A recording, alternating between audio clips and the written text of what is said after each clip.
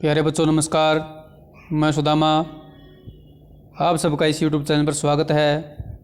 तो आज हम बात करेंगे जो DOE इनके शिक्षा निदेशालय राष्ट्रीय राजधानी क्षेत्र दिल्ली द्वारा प्रकाशित कक्षा 7 की हिंदी की वर्कशीट नंबर 14 इनके कार्यपत्रक नंबर 14 जो 12 नवंबर 2020 का है।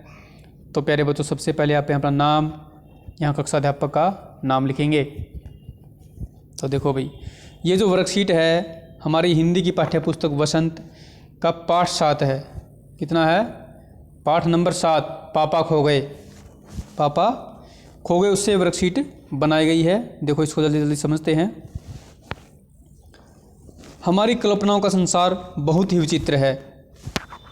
कल्पनाओं का संसार भाई बहुत विचित्र, मतलब अनोखा, विचित्र, अनोखा, अद्भुत।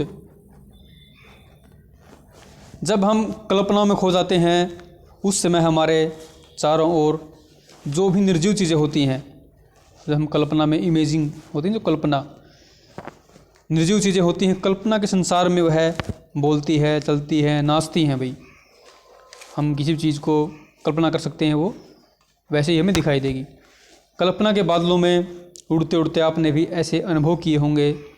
प्रस्तुत पाठ पापा खो गए एक नाटक है, वो भी फंटेसी यानी कि काल्पनिक घटना के ऊपर बनाया गया है, जहाँ बिजली का खंभा, पेड़, लेटर बॉक्स, कौवा आपस में बातें करते हैं।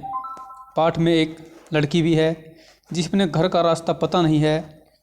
उस लड़की की समस्या का समाधान भी ये निर्जीव वस्तुएं ढूंढ निकालती हैं। तो पेड़ और खंभे के बीच के संवाद पढ़कर पूछे गए प्रश्नों के उत्तर दें। देखो भाई, पेड़ और खंभे के बीच की बात है।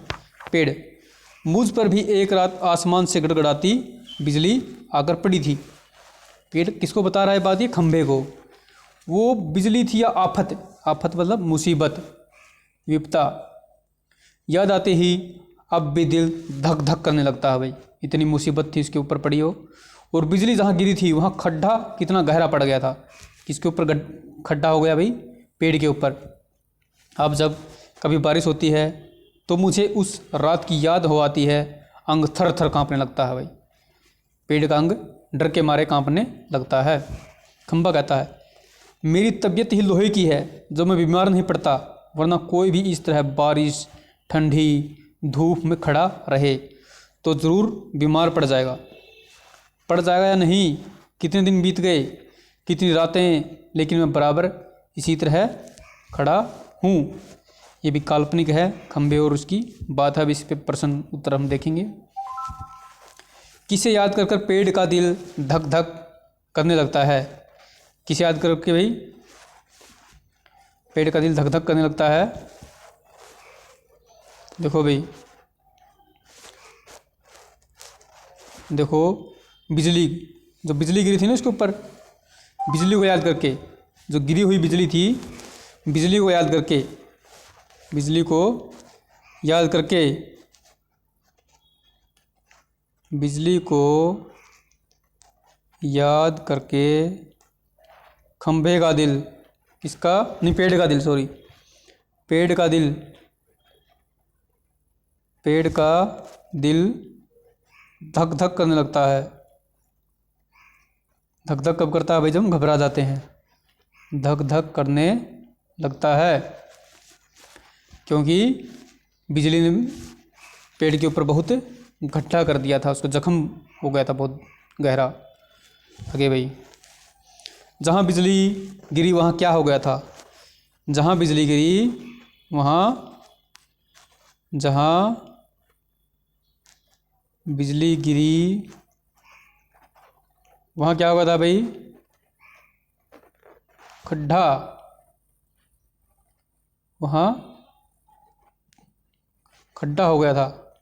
खड्डा है, हो गया था। वहाँ से भाई पेड़ इनके थोड़ा जख्म कट गया था, वहाँ से थोड़ा सा अंदर की तरफ धंस गया था वो। अगला प्रश्न भाई, खंभा बीमार क्यों नहीं पड़ता?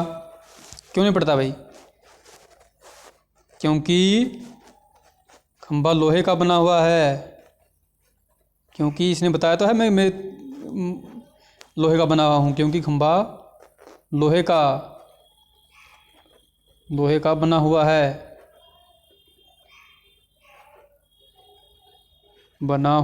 है, उस पर गर्मी सर्दी बारिश का असर नहीं पड़ता, इसलिए वो बीमार नहीं पड़ता। आजकल तो भाई खंभे सीमेंट के आते हैं, लेकिन ये पुरानी बात है, लोहे खंभे होते थे। अगला प्रश्न नंबर भाई 4। कोई कई दिन और रात बीतने पर भी ऐसे ही खड़ा है, कौन खड़ा है भाई? कौन कई दिन और रात कौन खड़ा? खंभा। कौन है? खंभा खड़ा है। और भाई प्रश्न नंबर 5 है, आप भी किन्हीं दो निर्जीव वस्तुओं के बीच अपनी कल्पना से लिखिए भाई।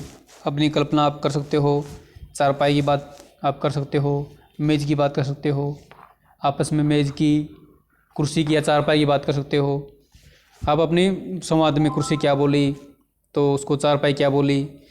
जो भी निर्जीव चीज़ है आप, या गाय भैंस की या बंदर की बकरी की, आपस में आप किसी भी दो निर्जीव वस्तुओं की, वो तो सजीव हैं, निर्जीव की मतलब बात करनी है आपको, या जो बोलती नहीं है जो चीज़ें, उनके बारे में। तो बेटा आप यहाँ पर आपके लिए एक्टिविटी है ये, यहाँ आप लिखेंगे। तो प्यारे बच्चों, उम्मीद करता हूँ ये वर्कशीट आपको अच्छी तरह से समझ में आ गई होगी। तो आजकल जो एक कोरोना महामारी फैली हुई है, दिल्ली में खासकर ज़्यादा है, तो प्यारे बच्चों इस कोविड-19 के विरुद्ध लड़ाई में सुरक्षित रहने के लिए मास्क पहने, और घर से तभी निकलें बहुत ज़रूरी काम हो। ऐसे आवारापंथी में, आवारागर्दी में घर से बाहर ना निकलें, और बार बार हाथों को साबुन पानी से धोते रहें।